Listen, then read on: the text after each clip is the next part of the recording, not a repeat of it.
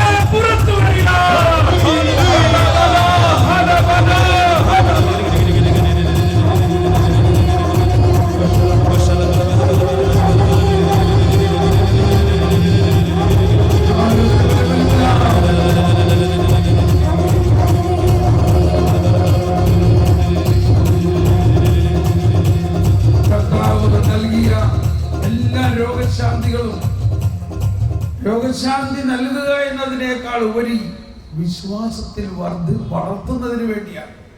ഫരിസേയരും നിയമജ്ഞരും ആർക്കും രോഗശാന്തി കൊടുക്കാൻ പറ്റിയിരുന്നില്ല. കാരണം അവർ മോശയുടെ നിയമത്തിലാണ്. മോശയുടെ നിയമത്തിൽ ശാന്തി ഇല്ല, ശിക്ഷ മാത്രമേ ഉള്ളൂ. മോശയുടെ നിയമത്തിൽ കർക്കശതയാണ്, ദയയില്ല.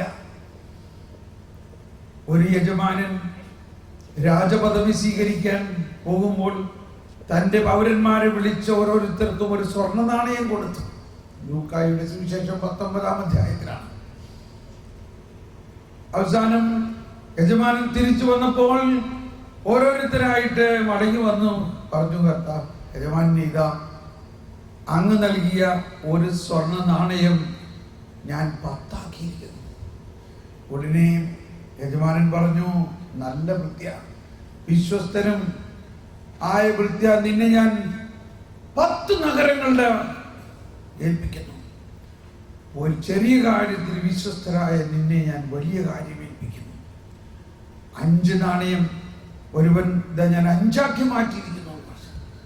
മൂന്നാമത് ഒരുത്തൻ വന്നിട്ട് പറഞ്ഞു, യജമാനെ, അങ്ങ് തന്ന ഒരു നാണയം ഞാൻ അങ്ങനെ തന്നെ തുവാലയിൽ കെട്ടി കുഴിച്ചിട്ടിരുന്നു, അത് ഇന്നാ പിടിച്ചോ.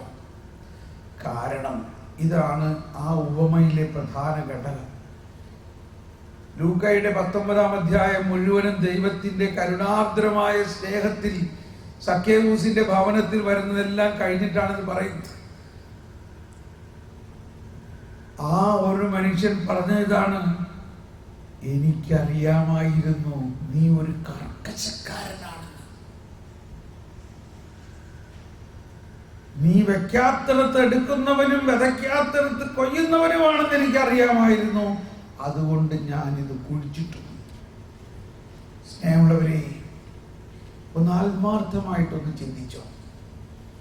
ഇത്രയും വലിയ കരുണാസമ്പന്നനായ ഈ ദൈവത്തെ കുറിച്ച് ഇതുപോലെ വികലമായ ഒരു ചിന്ത നമ്മളിൽ ഉണ്ടെങ്കിൽ അതാണ് നമ്മളിലുള്ള ഏറ്റവും വലിയ കുറവ്. നമുക്ക് വേണ്ടി ജീവൻ നൽകി രക്ഷിച്ച ദൈവത്തിന് എന്ത് നൽകാൻ കരുണയാണെങ്കിൽ അതിനെ തെറ്റിദ്ധരിക്കുന്ന പഴയ മോശയുടെ നിയമത്തിലെ കർക്കശത കൊണ്ട് ഇപ്പോഴും ജീവിക്കുന്ന, ഇത് 19-20 ഭാഗത്താണ്. ലൂക്ക 19-20-21. നമ്മളൊന്ന് ആത്മശോധന ചെയ്യുക. നമ്മൾ ദൈവത്തെ കുറിച്ച് എന്താ വിചാരിക്കണേ? ഒരു കർക്കശക്കാരനായിട്ടുള്ള ഒരു മുതലാളിയാണോ? എങ്കിൽ നമ്മൾക്ക് കിട്ടിയിരിക്കുന്ന എല്ലാ നാണയങ്ങളും കുഴിച്ചു മൂടും നമ്മൾ. മറിച്ച് പിതാവ് വാത്സല്യം നിറഞ്ഞ ഒരപ്പച്ചനാണ്. നമ്മുടെ പാപങ്ങൾ കാണുന്നില്ല, നമ്മുടെ പാപങ്ങൾക്ക് പരിഹാരം ചെയ്ത് നമ്മളെ വാത്സല്യത്തോടെ തോളിലേറ്റുന്നു. ഈ കരുണയുടെ വർഷത്തിൽ ഉള്ള ലോഗോ നമ്മൾ കണ്ടല്ലോ. ആ ലോഗോയിൽ ഈശോ ഒരാത്മാവിനെ തോളിലേറ്റിയിരിക്കുന്നതാണ്. ഒരു ഇടയൻ ആടിനെ തോളിലേറ്റ് തിരിച്ചു കൊണ്ടുവരുന്നതാണ്. അവിടെയും ആ പാപിയായ മകന്റെ കണ്ണുകളും യേശുവിന്റെ കണ്ണുകളും കൂടി ചേർന്നുകൊണ്ട് ഈ രണ്ടാൾക്ക് 4 കണ്ണിന് പകരം 3 കണ്ണേ ഉള്ളൂ. ആ ലോഗോ ശ്രദ്ധിക്കണം, 3 കണ്ണേ ഉള്ളൂ. ഈ തോളിൽ കിടക്കുന്ന ആളുടെ കണ്ണും ഈശോയുടെ കണ്ണും കൂടി ഒന്നായിരിക്കുകയാണ്. അതിന്റെ അർത്ഥം ഇതാണ്: ദൈവം മനുഷ്യന്റെ കണ്ണിലൂടെ കാണുന്നു, മനുഷ്യൻ ദൈവത്തിന്റെ കണ്ണിലൂടെ കാണണം. നമ്മൾ ആരുടെ കണ്ണിലൂടെ കാണണം? ഈശോയുടെ കണ്ണിലൂടെ കാണണം. ഈശോയുടെ കരുണാർദ്രമായ ആ കണ്ണിലൂടെ കാണണം. കർക്കശക്കാരനായ ഒരു ദൈവമല്ല. അവിടുത്തെ വാത്സല്യം എന്നെ വലിയവനാക്കി. ആ ബോധ്യത്തോടെ നമുക്കൊന്ന് സ്തുതിച്ചേ. നമ്മളിൽ ഇപ്പൊ രൂപാന്തരപ്പെടേണ്ടത് എന്താണ്? ദൈവം ഒരു കർക്കശക്കാരനാണെന്നുള്ള ചിന്തയുണ്ടെങ്കിൽ അത് മാറട്ടെ.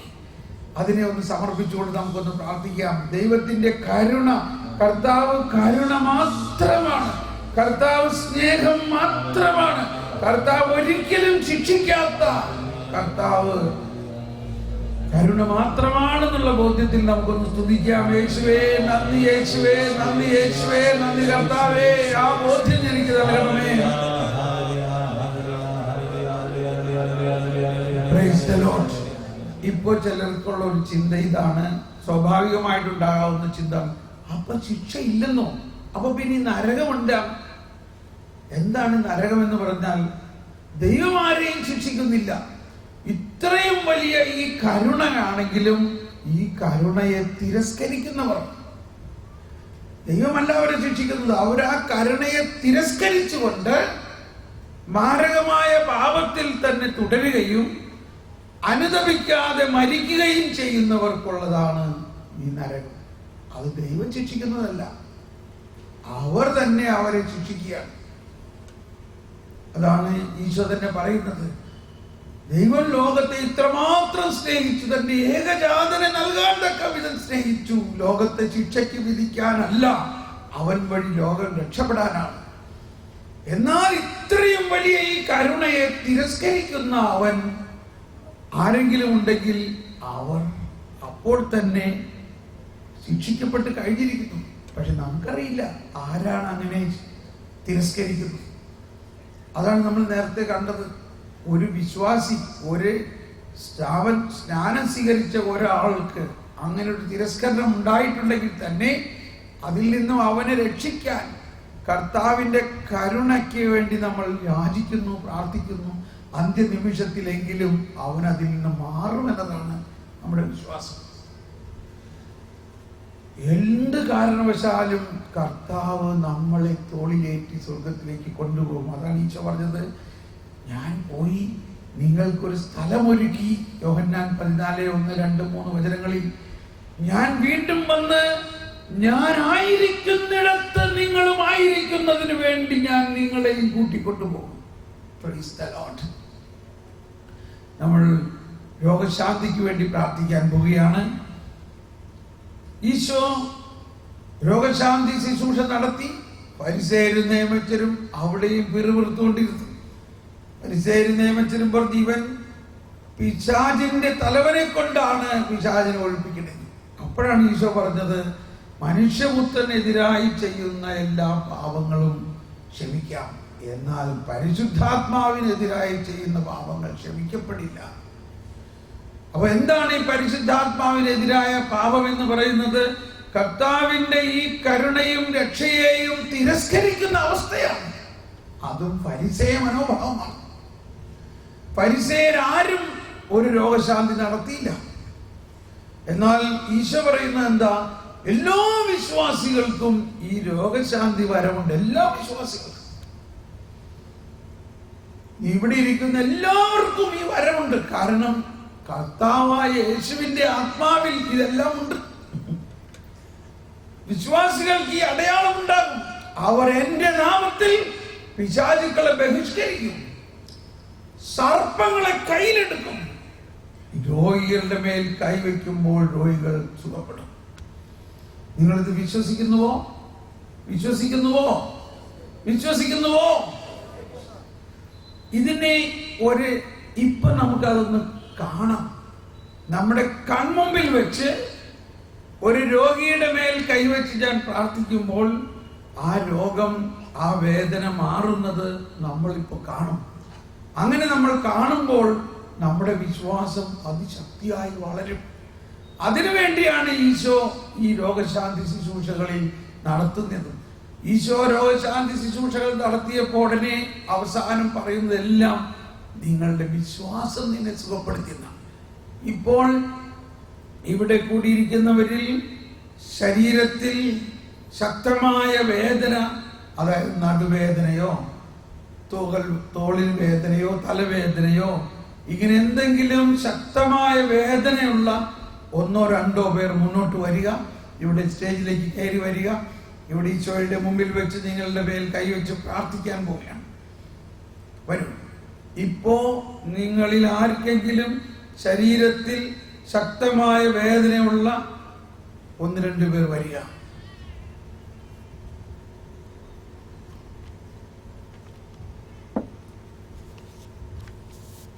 Price the Lord.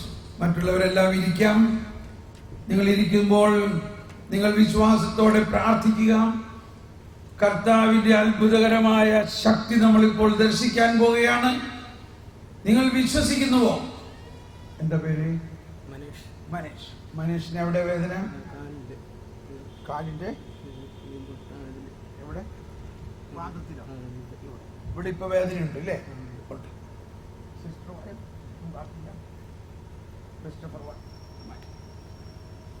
മനീഷ് അല്ലേ? ഈ വേദന കർത്താവ് ഇപ്പോ എടുത്തു മാറ്റുമെന്ന് മനീഷ് വിശ്വസിക്കുന്നുവോ? വിശ്വസിക്കുന്നു ഇല്ലേ? ഇതാണ് വിശ്വാസം. ഇവിടെ നിങ്ങളിൽ എത്ര പേര് വിശ്വസിക്കുന്നു ഈശോ ഈ മകന്റെ വേദന ഇപ്പോൾ സൗഖ്യപ്പെടുത്തുമെന്ന്? എത്ര പേര് വിശ്വസിക്കുന്നു എന്ന് കരം ഉയർത്തിയേ. നിങ്ങളുടെ കരങ്ങൾ ഉയർന്നു നിൽക്കട്ടെ. ആ കരങ്ങൾ ഉയർത്തിപ്പിടിച്ചുകൊണ്ട് നിങ്ങൾ ഇപ്പോൾ പ്രഖ്യാപിക്കുന്നത് കർത്താവിന്റെ അത്ഭുത ശക്തിയുടെ പ്രവാഹം ഇപ്പോൾ നടക്കാൻ പോവുകയാണ് നമ്മുടെ വിശ്വാസത്തിലൂടെ. ഇങ്ങനെ നിങ്ങളും പ്രാർത്ഥിക്കുമ്പോൾ നിങ്ങളുടെ വിശ്വാസം ഇപ്പോൾ വളരുന്നത് കാണാം. വരുവി, നമുക്ക് പ്രാർത്ഥിക്കാം. കർത്താവേ സ്തോത്രം, യേശുവേ നന്ദി. കർത്താവേ, ഈ മകന്റെ കാലിന്റെ ഈ വേദന അങ്ങയുടെ വേദനയോട് ചേർക്കുന്നു. അങ്ങയുടെ കാലിൽ ആണിയടിച്ച അതേ സ്ഥലത്ത് തന്നെയാണ് ഈ മകന്റെ കാലിലെ വേദന. കർത്താവേ, അങ്ങയുടെ ഉയർപ്പിൽ ഇവനെ പങ്കാളിയാക്കിക്കൊണ്ട് അങ്ങയുടെ മഹത്വം ദർശിക്കുന്നതിനുള്ള ഭാഗ്യം കൊടുക്കണമേ. യേശുവിന്റെ നാമത്തിൽ, in the name of Jesus, രക്തധമനികൾ മാംസപേശികളെല്ലാം പൂർണ്ണ സൗഖ്യമാകട്ടെ. ഹല്ലേലൂയ, ഹല്ലേലൂയ, ഹല്ലേലൂയ, ഹല്ലേലൂയ. In the name of Jesus, യേശുവിന്റെ നാമത്തിൽ രക്തധമനികൾ മാംസപേശികളെല്ലാം പൂർണ്ണ സൗഖ്യമാകട്ടെ. ഈ മകന്റെ കാലിന്റെ വേദന യേശുവിന്റെ വേദനയോട് ചേർത്തുകൊണ്ട് അങ്ങയെ ആശ്വസിപ്പിക്കാൻ വേണ്ടി സമർപ്പിക്കുന്നു. യേശുവിന്റെ നാമത്തിൽ രക്തധമനികൾ മാംസപേശികളെല്ലാം പൂർണ്ണ സൗഖ്യമാകട്ടെ. ഹല്ലേലൂയ, ഹല്ലേലൂയ. എല്ലാവരും സ്തുതിച്ച് പ്രാർത്ഥിക്കുക. കർത്താവേ, ഇപ്പോൾ ഈ സ്തുതി പ്രാർത്ഥനയിലൂടെ ഈ ശക്തി ഈ മകനിലേക്ക് മാത്രമല്ല ഇവിടെ കൂടിയിരിക്കുന്ന എല്ലാവരിലേക്കും ഒഴുകുന്നതിന് വേണ്ടി പ്രാർത്ഥിക്കുന്നു. Hallelujah, hallelujah. എല്ലാവരും ആത്മവിളികളോടെ കർത്താവിന്റെ അത്ഭുത ശക്തി ഇതാ ഒഴുകുന്നു, ഇതാ എല്ലാവരിലേക്കും ഒഴുകുന്നു. ഹല്ലേലൂയ, ഹല്ലേലൂയ, ഹല്ലേലൂയ. എല്ലാവരിലേക്കും ഒഴുകുന്നു.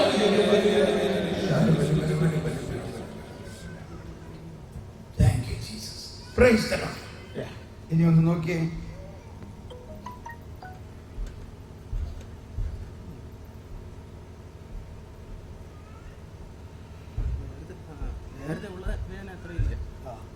കുറവുണ്ടില്ലേ? ഇവിടെ പറഞ്ഞോ. കയറി വരുമ്പോഴുള്ള വേദന ഇപ്പോഴില്ല, കുറവുണ്ട് വേദന. നേരത്തെ അത് അവിടെ നിന്ന് നടന്നു വരുമ്പോഴുള്ള വേദന ഇപ്പോഴില്ല. അവിടെ ഉണ്ടായിരിക്കുമ്പോഴും നടന്നു വരുമ്പോഴുള്ള വേദന ഇപ്പൊ ഇല്ല. വേദനയിൽ ഒരുപാട് കുറവുണ്ട്, എന്നാൽ മുഴുവനും മാറിയിട്ടില്ല. മുഴുവനും എന്നാൽ ഒരുപാട് കുറവുണ്ട് ഇല്ലേ? നമുക്ക് ഒരിക്കൽ കൂടി ഒന്ന് കർത്താവിനെ സ്തുതിക്കാം. എല്ലാവരും ഒന്ന് സ്തുതിച്ച. യേശുവേ സ്തോത്രം, യേശുവേ നന്ദി. ഹല്ലേലൂയ, ഹല്ലേലൂയ, ഹല്ലേലൂയ. യേശുവേ സ്തോത്രം. ഞങ്ങളുടെ വിശ്വാസം വർദ്ധിപ്പിക്കണേ യേശുവേ, ഞങ്ങളുടെ വിശ്വാസം വർദ്ധിപ്പിക്കണേ. എല്ലാവരും ഒന്ന് സ്തുതിക്കാം.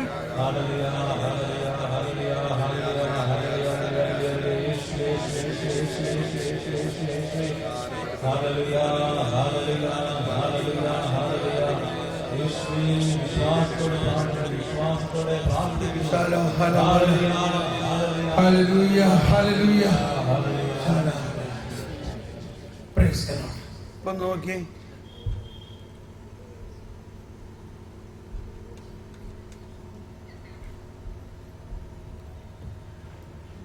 നടന്നു നോക്കിക്കോ. അടുത്ത ആള് പോയോ? എവിടെയാ വേദന? ഷോൾഡർ. ഇപ്പൊ തന്നെ എന്തോ കുറവുണ്ടാന്ന് നോക്കിയ അല്ലേ? അവിടെ നിന്ന് ഇവിടം വരെ വന്നപ്പോഴേക്കും കുറവ്. നല്ല വേദന ഉണ്ടായിരുന്നു, ശക്തമായ വേദനയായിരുന്നു. പക്ഷേ ഇവിടെ രോഗശാന്തി പ്രാർത്ഥന നടത്തിക്കൊണ്ടിരുന്നപ്പോഴത്തേക്ക് കൈക്ക് നല്ല ആശ്വാസമുണ്ട്. നേരത്തെ കൈ പൊക്കാനൊക്കെ ഭയങ്കര ബുദ്ധിമുട്ടാണ്. ഈ കൈ ഇടത് കൈയുടെ സഹായത്താലാണ് വലത് കൈ പൊക്കുന്നത്.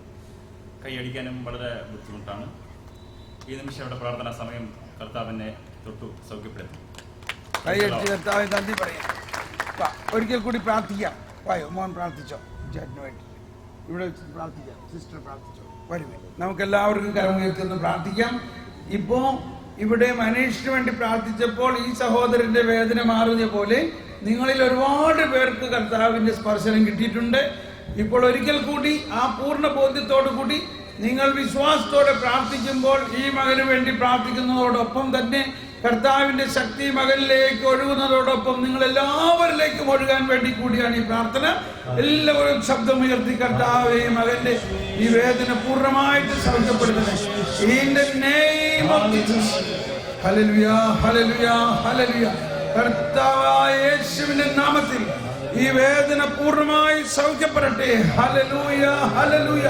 അതോടൊപ്പം ഇവിടെ കൂടിയിരിക്കുന്ന എല്ലാവരിലുമുള്ള വേദനകളും രോഗങ്ങളും സൗഖ്യപ്പെടുത്തി ഞങ്ങളെ പുതിയ സൃഷ്ടിയാക്കുന്ന പ്രസാദവരങ്ങൾ in the name of Jesus. All blood vessels, tissues, bones and muscles come back to normal healthy condition. Hallelujah, hallelujah. ഇപ്പോൾ നടുവേദന ഉള്ളവരെയും കൂടി കർത്താവ് സുഖപ്പെടുത്തുന്നു. എളിവേദന ഉള്ളവരെ സുഖപ്പെടുത്തുന്നു. കാലിന്റെ മുട്ടിന്റെ വേദന ഉള്ളവരെ സുഖപ്പെടുത്തുന്നു. കിഡ്നി സംബന്ധമായ രോഗമുള്ളവരെ സുഖപ്പെടുത്തുന്നു. ഹല്ലേലൂയ, ഹല്ലേലൂയ. Praise the Lord. നിങ്ങൾ കൈവക്കി നോക്കിയേ. Price the Lord. കൈയെടുത്ത് കർത്താവിന് നന്ദി പറയാം. ഇയാളുടെ കാലിന്റെ വേദന എങ്ങനെയുണ്ട് ഇപ്പോ?